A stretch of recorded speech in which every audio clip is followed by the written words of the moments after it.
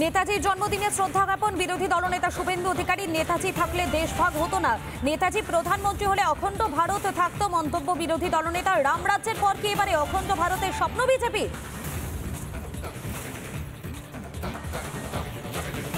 নেতাজি জন্মদিনে শ্রদ্ধা জ্ঞাপন শুভেন্দু অধিকারীর। নেতাজি থাকলে দেশ ভাগ হতো না, নেতাজি প্রধানমন্ত্রী হলে অখণ্ড ভারত থাকতো মন্তব্য বিরোধী দলনেতার। রামরাজ্যের পর কি এবার অখণ্ড ভারতের স্বপ্ন বিজেপি?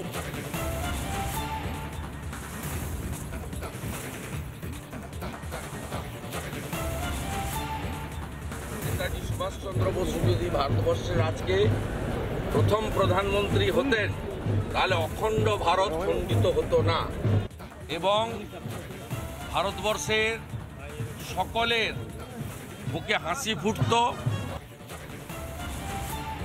আপনাদের শোনালাম কি বলেছেন শুভেন্দু অধিকারী, তার বক্তব্য, এবং এই বিষয় নিয়ে সৌগত রায় তিনি ঠিক কি বলছেন, ফিরহাদ হাকিম এবং শোভন দেব তাদের কি বক্তব্য শোনাবো আপনাদের। শুভেন্দু অধিকারী সমস্যা হচ্ছে তার রোজ সংবাদ মাধ্যমে থাকার জন্য কিছু বলতে হয়। নেতাজির ব্যাপারে শুভেন্দু অধিকারীর কিছু বুৎপত্তি বা জ্ঞান আছে এরকম আমাদের জানা নেই। উনি শুধু বলবার জন্যেই বলেছেন। অবশ্যই নেতাজি চলে যাওয়া স্বাধীনতার আগে দেশের ক্ষতি করেছে, সেটা বলার অপেক্ষা রাখে।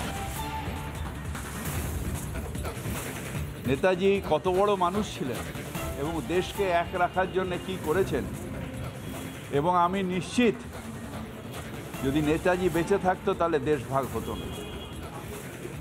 আমাদের দুর্ভাগ্য যে নেতাজি আমাদের মধ্যে নেই, স্বাধীনতার সময় ছিলেন না,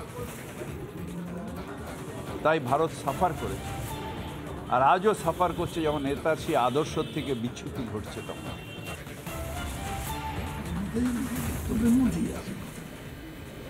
ধর্মকে মানতেন, কিন্তু ধর্মকে একমাত্র আধার করে ভারতবর্ষের স্বাধীন ভারতবর্ষ, নেতাজি নিজেই বলছিলেন হিন্দুর ভারতবর্ষ, মুসলমান ভারতবর্ষ, সব ধর্মের মানুষের ভারতবর্ষ, এটা একটা কোনো ধর্মের মানুষের ভারতবর্ষ নয়। আপনাদের শোনালাম তাদের বক্তব্য, তারা ঠিক কি বলছেন শোনালাম। আর এবারে আপনাদেরকে শোনাবো ফরওয়ার্ড ব্লকের চেয়ারম্যান নরেন চ্যাটার্জি কি বলছেন এবং বিমান বসু তাদের কি বক্তব্য শোনাবো আপনাদেরকে সেই বক্তব্য। তবে তার আগে আরো একবার আপনাদেরকে জানিয়ে রাখি যে নেতাজির জন্মদিনে শ্রদ্ধা জ্ঞাপন শুভেন্দু অধিকারীর।